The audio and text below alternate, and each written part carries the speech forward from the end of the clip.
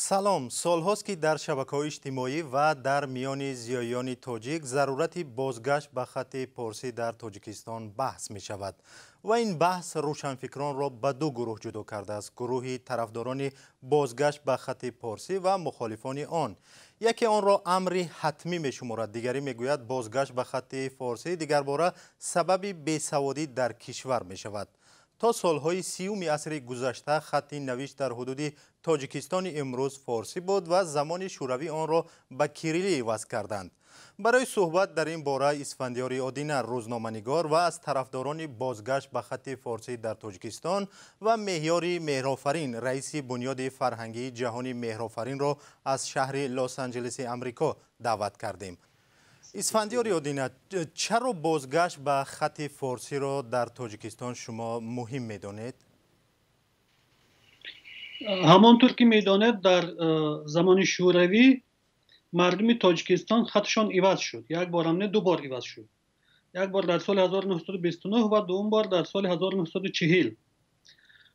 قبل از اون نه تنها تاجیکان بلکه سایر اقوام آسیای میانه هم همیشه با خط فارسی می‌نوشتند. مدارس اونجا همش با خط فارسی بود، با زبان فارسی بود. حتی در میان قوم‌های کوچی آسیای میانه مدارس فارسی بود و زمانی که روس‌ها این سرزمین‌های اشغال کردن، یواش یواش اونها تصمیم گرفتند که حتی تاجیکان را هم از این خط محروم کنند. فعلا چرا شما می‌خواهید که در تاجیکستان دوباره به این خط برگردند؟ خب طبیعی است که بعد از اون که تاجیکستان استقلال به دست آورد، بعد از این همه سالهای استعمار باید به اصل خودش برگردد، به فضای فرهنگی ایران و زبان فارسی باید برگردد و طبیعی است که باید خط هزار ساله خودش رو باید دوباره بر مسند نشاند در کشور خودش، چون با این خط تمام فرهنگ و زبان ما ارتباط دارد. این خط با زبان ما عجین شده و خیلی جور هست. خب مهیار مهرآفرین، شما در ایران بزرگ شده اید و با این خط تحصیل کرده اید. چرا نمیخواهید که در تاجیکستان به این خط برگردند؟ شما نکته جالبی فرمودید که من که در ایران درس خواندم یا بزرگ شدم چگونه هست که امروز من نمیخواهم که خط کریلیک با خط فارسی الش یا عوض شود. آن چیزی که من بارها گفتم و نوشتم و در بسیاری از کتاب‌ها پیرامون اون گفتگو کردم این است که زبانی که امروز ما از اون زبان فارسی نام میبریم، این زبان به هیچ روی فارسی نیست، به هیچ روی ترکی نیست، به هیچ روی عربی هم نیست. ما مردمی سرگردان هستیم با یک زبانی به نام فارسی. 65% اون عربی هست یا معرب شده یا عربی هست که به هر حال مردم ما اون واژه‌ها و اون ریشه رو نمیفهمند و دیگر این که وامدار از زبانهای دیگری هست. ما هم اکنون نمیتوانیم یک زبانی رو نام ببریم که پارسی هست. این اگر همچین سخنی ما بگیم بیگمان سخنی نارواست. با این نظرت که این خطی که فعلا فارسی مینامند یعنی این بیشتر عربی هست؟ این خطی که الان هست، ببین، خط بازگو کننده زبان هست، درست؟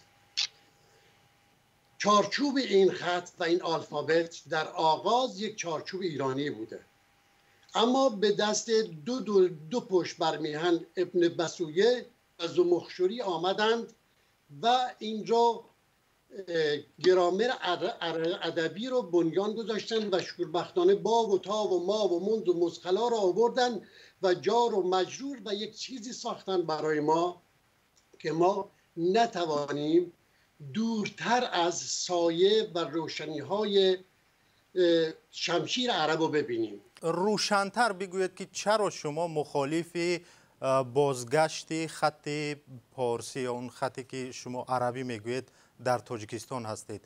مخالفت شما سر چیست؟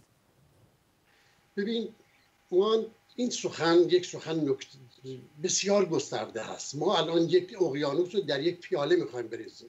زمان ما کم است، اما اندک برای شما میگویم که ما یک گستره بزرگی از فرهنگ و تمدن داشتیم که امروز این گستره بزرگ یک نقطه‌ای هست به نام تاجیکستان با قریب 9 میلیون شهروند. اینها تنها مردمی هستند که یک دموکراسی رو به نمایش گذاشتن. ما بقیه فارسی زبان ها که حالا ما برگردیم به هر حال به هندوستان و به پاکستان اینها کار نداریم، به دو کشور همسایه افغانستان و ایران که برگردیم، اینها بی بهره هستن از تمام مزایای پارسی اندیشی. اینها حکومتشون جمهوری اسلامی هست و اینها بر مبنای شریعت و بر مبنای کتب و قوانین و تحکمی که این تحکم از امیرهای عرب نسل اندر نسل به اینها رسیده، امروز یک آموزش پرورش بیماری رو به نمایش گذاشتن. مشکل خط چیست؟ دقیقاً شما این است که امروز اگر که ما میبینیم کشورهای فارسی زبان زور میزنن که تاجیکستان برگردانده بشه برای اینی که بتوانند اعمال سیاسی خودش رو در تاجیکستان جا بدن. شما امروز ببینید که در سرزمین ایران، در دانشگاه ایران چی درس داده میشه، در افغانستان چی درس داده میشه؟ مگر اونها خط فارسی ندارن؟ چرا این همه نابسامانی هست؟ چرا این همه سانسور هست؟ چرا این همه زن ستیزی هست؟ اما امروز که تاجیکستان خط کریلیکو داره، میبینیم که طلایه‌دار و پرچمدار نوروز هست. میبینیم که در اونجا باغ کوروش اونجا برپا میشود. میدونیم که عنعنه‌های به گفته تاجیکا ملی با همین این خط کریلیک داره به جهانیان نشان داده میشه. خب این خود بازگو کننده این هست که برگرداندن خط کریلیک به فارسی، روان کردن مفاتیح الجنان ها، حل المتقین ها، تمثیل ها و هزاران بدآموزی و شستشوی مغزی فرزندان تاجیکستان هست. اسفندیار یادینه، شما به این نظر راضیید که این خط اصلا عربی هست؟ خب در اینکه این خط عربی هست یا نیست این موضوع جدا هست. فارسی زبان ها و عرب ها از خط مشترک استفاده میکنن، اما الفبای فارسی یک الفبای جداست دیگه، اون الفبای عربی نیست. هر زبان الفبای خودشو دارد. مثلا زبان های اروپایی هم همینطور، هر کدام الفبای خودشون دارن، اگرچه اونها همه از خط لاتین منشأ میگیرن. اما این بحث جداست. اما اینکه ایشون میگن که دموکراسی و دیکتاتوری و این اسلامی و این چیزا، اینها به خط هیچ ربطی نداره. مثلا قبل از جمهوری اسلامی در ایران دوره رضا شاه، اونجا هم به نوروز ارج میگذاشتن، حتی 2500 سالگی پادشاهی ایران رو جشن گرفتن، اما خط فارسی داشتن که خط فارسی مانع نشد از اون. یا در هر جای دیگر امروز مثلا در ایران بیشتر جوان‌ها رو می‌بینید که خیلی مدرن هستن، خیلی مذهبگرا نیستن، اما در تاجیکستان سیریلیک نویس بیشتر مذهبگرا هستن جوان‌ها. مشکل سیریلیک یا با اصطلاح کریلی چی است که شما می‌خواهید اون عوض شود به الفبای فارسی؟ یک هدفی که از این هست این است که تمام تاجیکان و فارسی زبانان یک پارچه باشن. اگر مثلا حالا امروز نگاه کنید، امروز جمعیت تاجیکستان 10 میلیون است، اما جمعیت فارسی زبان در دنیا دست کم 100 میلیون است. این طبق داده هایی که در چند دانشگاه های اروپا میگن دست کم 100 میلیون، 120 میلیون، بعضیا خب خیلی مبالغه میکنن تا 200 میلیون هم میگن. اما حالا ببینید که از این 100 میلیون 90 میلیون به خط فارسی از خط فارسی استفاده میکنن، با اون مینویسن، با اون با هم گفتگو میکنن، ارتباط دارن. اما 10 میلیون بی بهره‌اند از این خط و از خط سیریلیک استفاده میکنن که منابع کمتری علمی و ادبی به اون در دسترسشان هست. آقای مهریار مهرآفرین، نظرهای اسفندیار یادینه به نظر شما منطقی نیست که میگویند که مثلا با گذاشتن به خط فارسی 10 میلیون، حدود 10 میلیون اهالی تاجیکستان با یک جهان بزرگی فارسی زبانان میپیوندند؟ من نمیدارم این منابع علمی که جناب اسفندیار میگه، منابع علمی که هست که الان ایران به هر حال طلایه‌دار این هست با قریب 80 میلیون، منابع علمی کجاست و چرا این به هر حال یک و هر حال یک برنامه ریزی که اینها کردن چرا اینقدر علم ستیز هستن و چرا اینقدر دهشت دارن از اون پارسی پوره، از اون پارسی که واقعا چیستی و کیستی رو به نمایش داده میشه. شما تصور بکنید این پشت سر من کتاب‌های ذبیح الله صفا هست، این در زمان شاه هم بوده. وقتی که نگاه به این کتاب‌های ذبیح الله صفا میکنید که اکثر دانشگاه، این کتاب سرتاسر وحشت و بدبختی هست. زمین زمان اومده ازمنه عربی بسته است، یعنی جمع عربی بسته است. ما هر طرف که نگاه میکنیم ره زین شب تاریک به روز نخواهیم برد. ما وقتی که نگاه میکنیم میبینیم که در زمان همین روسیه که به هر حال در زمان شوروی یک فیلم ساخته میشه به نام رستم و سهراب. من با همه گرامشی که برای خاندان پهلوی دارم، در طول 50 سال خاندان پهلوی هرگز فیلم اینچنینی ساخته نشد.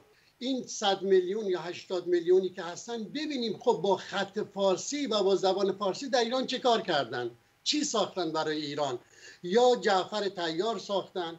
دلیل های شما بیشتر سیاسی هستند نه علمی؟ اصلا این قضیه مبنای برگردوندن تاجیکستان خط کریلیک به فارسی یعنی برگردوندن امروز تاجیکستان به جمهوری اسلامی و این نبودن پیشوند جمهوری اسلامی برای تاجیکستان امروز، برای بسیاری به گفته امروز فارسی زبانان دردناکه، اونها منافعی رو در این قضیه دارن. اما یعنی تنها شما دلیل های سیاسی را در اینجا در میان میگذارید نه دلیل های علمی. ببین دوست عزیز نگاه کن، ما یک چیز ما میگیم، این کتابی که من به شما میگم بلندترین قصیده تاریخ ادبیات ایرانی که هیچ واژه پارسی غیر پارسی در اون نیست. من پارسی رو پالایش دادم. وقتی که من به زبان پارسی سخن میگم اینا فکر میکنم من به انگلیسی دارم سخن میگم. اینها به زبانی میگن پارسی که در اون بشه مردم رو گریه کرد، در اون بشه از طفلان یتیم و مسلم و علی اصغر و طفل 6 ماهه سخن گفت. ما تازه 3 چیز رو بایستی در نظر بگیریم: فارسی چیست، پارسی چیست و پارسایی کدام است. سپاس از شما. خب اسفندیار ببینید، همصحبت ما به این نظرند که بیشتر زبان پارسی که امروز ما میگوییم زبان پارسی نیست، برعکس بیشتر معرب شده است. نظر شما با گفته های ایشان چی است؟ خب این نظر بیشتر یک نظر ناسیونالیستی است و به علم زبانشناسی هیچ ربطی ندارد.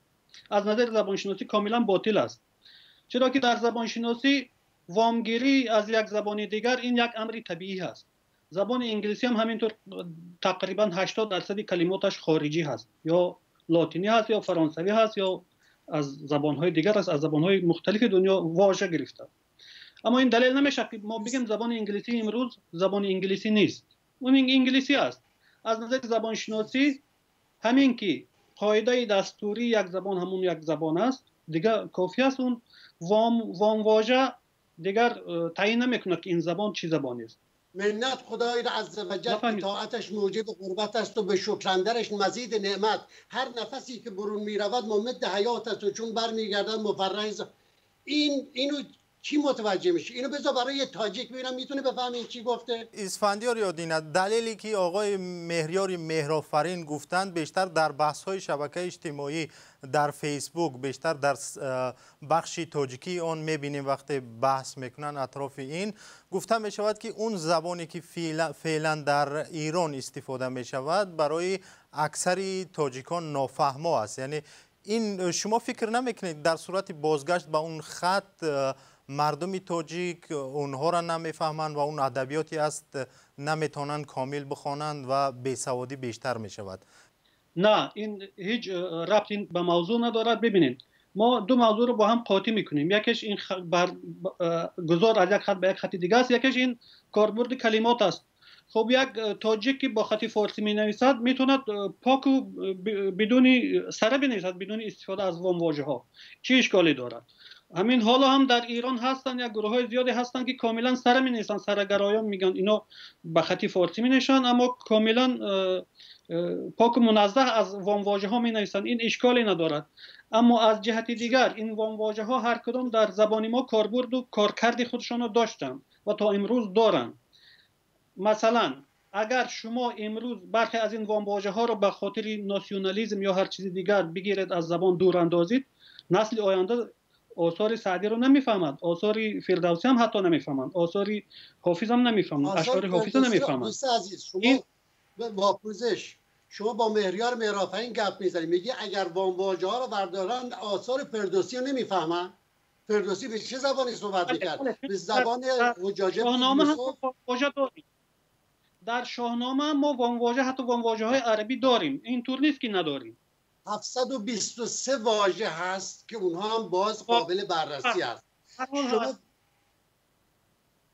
شما فرمودین که سعدی، گوش کن برادر من، آغاز میکنه ولقل طاقت یا مغلت و عینی بینی الا یا ایها الساقی ادر کأسا و ناولها که عشق آسان نمود اول ولی افتاد مشکل ها. من این سخنی که میخوام برای شما بگم، ما چه نیازی داره که این مصرع رو فرض میکنیم که جز وامواژه حساب کنیم و چه نیازی داره وقتی که ما میتوانیم که به پارسی سره گفتمان کنیم، به پارسی سره بنویسیم. ما برچسب ناسیونالیستی، برچسب فرض میکنیم که مردم گریزی میخوریم. سپاس. ببینید آقای مهریار مهرآفرین، وقتی خط نیست، این حرفایی که شما میگویید مثلا تاجیکان تاجیکستان از کدام منابع میتوانند آن را دسترس کنند وقتی که با خط آشنایی ندارند و این خط فارسی را خوانده نمیتوانند؟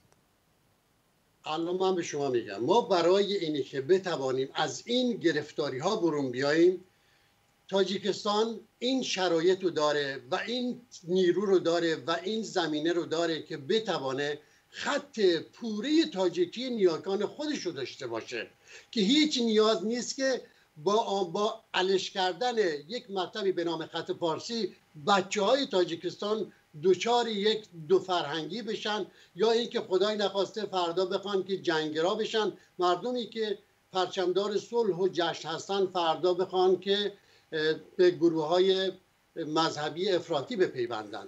ولی آقای مهرآفرین شما روشن نگفتید که چی مشکل است بازگشت به همین خطی که در ایران و افغانستان استفاده میکنند. مشکلش چی است؟ مشکل از نگاه املایی، منطقی یا علمی چی است مشکل؟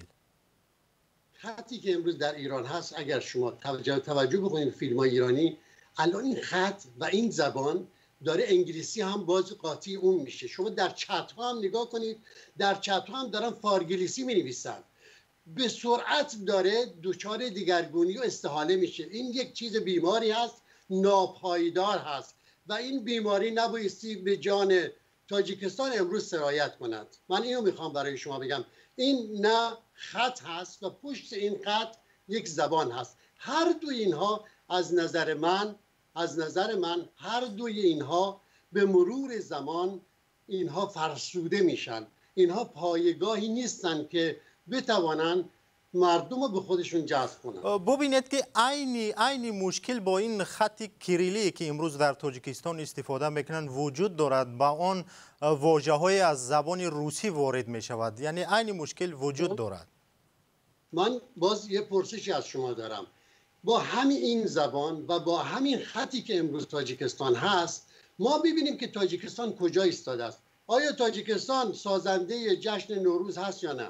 آیا تاجیکستان موسیقی و فرض کن شش مقام به حد اعلی داره یا نه؟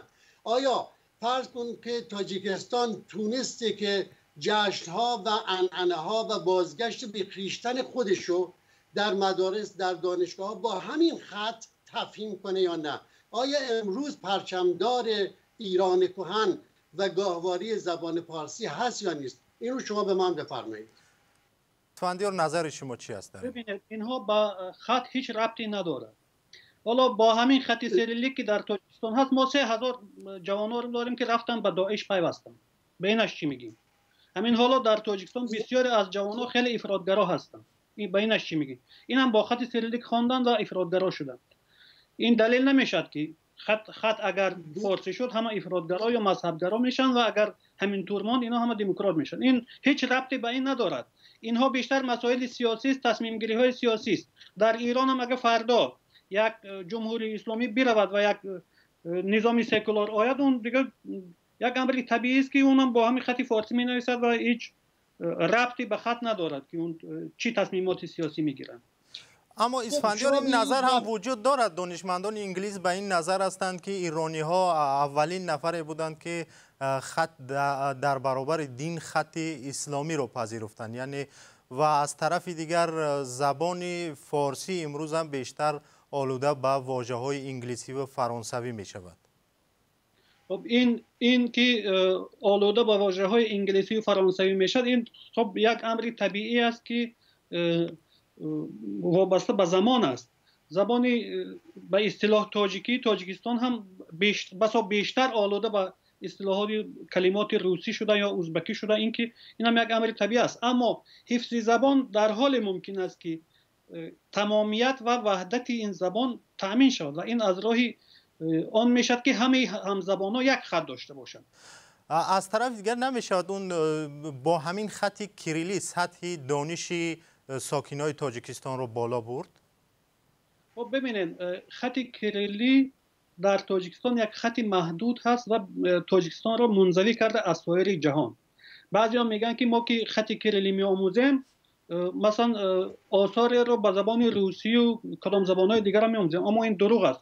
شما برای دسترسی به این آثار باید زبان خارجی بیاموزین، یا روسی یا بلغاری یا هر زبانی که به خط سیریلیک نوشته میشد اونا باید بیاموزین. یعنی فقط با یاد گرفتن این خط شما نمیتونین اون آثار روسی رو بخوانید، اما آثار پارسی رو شما تنها با یاد گرفتن خط میتونین بخوانید. با آموختن 32 حرف الفبا تاجیکای تاجیکستان میتونن با میلیون ها آثاری که مردم فارسی زبان در سراسر جهان انتشار میدهند، چی در شبکه ها چی به طور چاپی، به اون دسترسی مییابند. خب این حرف هم وجود دارد که صدها هزاران ادبیات از خط فارسی به کریلی برگردانیده شد و مخالفان این بازگشت به خط فارسی به این اندیشه هستند که بهتر است هر ادبیاتی که برای مردم تاجیکستان لازم است اونا برگردانی کنیم و نباید کلاً به این خط برگردیم. اتفاقا برگردان از سیریلیک به فارسی بسیار آسان است با کمک برنامه‌های کامپیوتری، اما از فارسی به سیریلیک آسان است و بسیاری از کتاب‌هایی که چی در زمان شوروی چی حالا برگردان شده، من بسیارشون گرفتم نگاه کردم، هزارها اشتباه داره، چون متوجه نشدن اونا در خط سیریلیک اشتباه کردن، درست ننوشتن. سپاس از شما. برنامه گپی آزاد را در رادیوی آزادی تماشا دارید و قبل از برنامه همکار ما در دوشنبه از چند ساکن عین سوال رو کرد که باید تاجیکستان به خط فارسی برگردد یا همین کریلی بماند.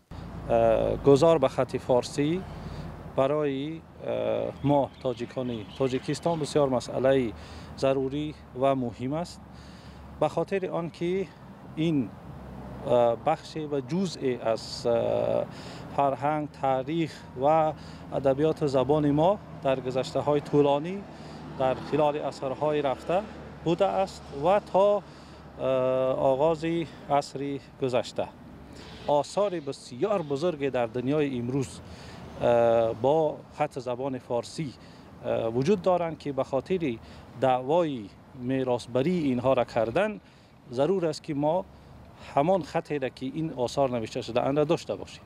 که ما سین سالمون رفتیم و من لیچ نه یک وقت نمیگردم بیاشو گردم خیلی برای نکم کریلی شده برای ما. به نظر من خیلی نیاگانه برگردیم من ممکن بهتر باشد. برای چی بهتر است؟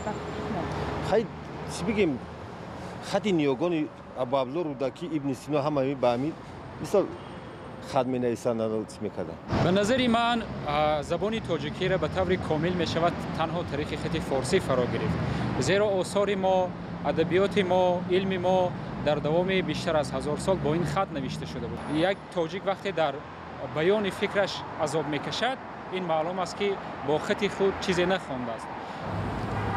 این زمان که مردم ما با همین خط کریلی چی میگن مطابق شدگی کمتر دشوار است برای خط فارسی.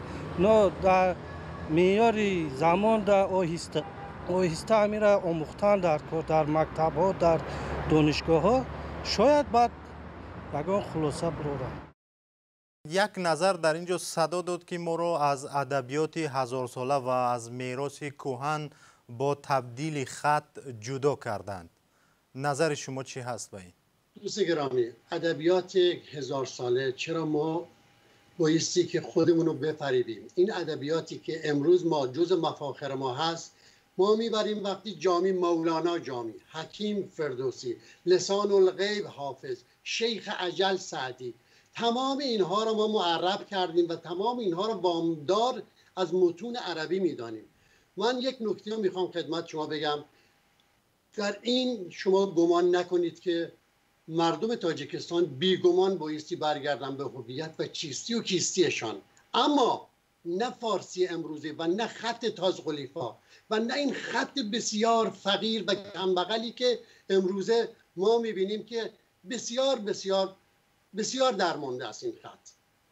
منظور شما خط فارسی است؟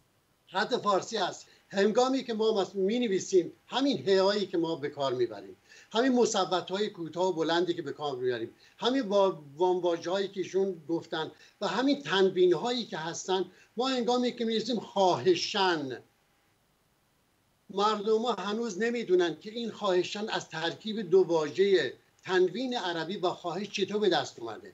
ما وقتی که سخن می‌گوییم بیگمان زبانشناسی پیش میاد. ما نمیتوانیم از خط بگیم و پشتوانه اون زبان رو در نظر نیاریم. اسفندیار یادینه، شما هم با این اندیشه هستید که محض دلیل‌های سیاسی اجازه نمی‌دهد که تاجیکان به خط پارسی برگردند. این کدام دلیل‌ها هستند به اندیشه شما؟ تا اینجای کار که ما هنوز نگفتیم چی دلایل وجود داره، اما دلایل سیاسی بله وجود داره و یکی از دلایل‌های اصلی این آماده نبودن مقام‌های سیاسی است دیگه. مقام‌های سیاسی تاجیکستان چون خط فارسی بلد نیستند، چون هنوز هم به مسکو نگاه میکنند و هنوز هم قبلشون مسکو هست و هنوز به این نتیجه یا به این موقعیت نرسیدند که درک کنند که این خط برای هویت ما چقدر مهم است، برای فرهنگ ما چقدر مهم است، برای همبستگی ما با سایر تاجیکان جهان چقدر مهم است، برای قبل از همه برای ارتباطی ما چقدر مهم است. خط اصلا ببینید، خط یک وسیله ارتباطی هست، وسیله که پیام از طریق آن منتقل میشد و خطی مهمتر و مناسبتر، این وسیله مهمتر و مناسبتر برای ما خط فارسی است، چون ما با آن میتونیم با سایر فارسی زبان‌ها همزبان و همسخن و همدل باشیم. جناب اسفندیار آدینه یک نکته فرمودن، میگه ما خط کاری به زبان نداره، ولی در سخنشون میگه همین خط ما رو میتونه با همزبانان پیوند بده. پس ما ببینیم که خط خب چرا وقتی اونو یاد میگیریم اونو بهتر میفهمیم، آثاری که اونو نوشتن بهتر میفهمیم، میخوانیم، دسترسی پیدا میکنیم به اونو. چطور؟ خب وقتی خوبتر خواندیم، بهتر خواندیم، اونو خوبتر میفهمیم دیگه. پس اینجا زبان هم مهم هست و من سوالم از شما این است که این خط و این زبان هیچ کاری به نیاگان ما ندارد. این خط و این زبان به در یک کشوری میخورد که حکومتی داشته باشد به نام جمهوری اسلامی ایران یا جمهوری اسلامی افغانستان که در اون زن ستیزی باشد. ببین همه مطالب پشت سر هم است. در اون یک فرهنگی داشته باشد که این فرهنگ آزادی را از دگراندیش بگیرد. خب این آزادی رو میشه با خط فارسی هم ترویج داد. همین امروز در افغانستان یا ایران اینقدر من میبینم که طرفدارای آزادی و دموکراسی زیادن، صداشون بلندتر است از تاجیکستان. در تاجیکستان نیستن. آقا شما سعی کنید فرهنگ سازی بکنید، برگردید به هم اون برنامه‌ای که من به شما گفتم. در تمام 50 سال 60 سال سرزمین ما و شما و افغانستان یک فیلمی ساخته شده است به مانند فیلمی که کیمیاگروف ساخته است. آیا ساخته شده است؟ اسفندیار یادینه خیلی کوتاه، وقت به پایان میرسد، خیلی کوتاه نظرتون بگویید. خب این نظرها بیشتر سیاسی است. وقتی این هر سه کشور هم خط و هم خطشان یک شد دیگه، این مسائل بسیارش از بین میرد. طبیعی است که تاجیکستان تاثیرش در ایران هم میرسد، تاثیر ایران در تاجیکستان میرسد یا همینطور در افغانستان. و ما خیلی گروه های زیادی داریم که طرفدار دموکراسی و آزادی و مردم سالاری هستند که این به طور طبیعی خودش میاد. اما اینکه این خط مانع دموکراسی میشد و اون خط باعث اون میشد، این درست نیست. کاملا. سپاس از شما. برنامه گپی آزاد در رادیو آزادی به پایان میرسد. صحبتی داشتیم با اسفندیار آدینه روزنامه‌نگار و از طرفداران بازگشت به خط فارسی در تاجیکستان و مهریار مهرآفرین رئیس بنیاد فرهنگی جهانی مهرآفرین در لس آنجلس آمریکا که ضد بازگشت به الفبای فارسی است. تشکر برای صحبت. من مومین احمدی تا این لحظه در خدمت شما بودم. روزگار خوش داشته باشید.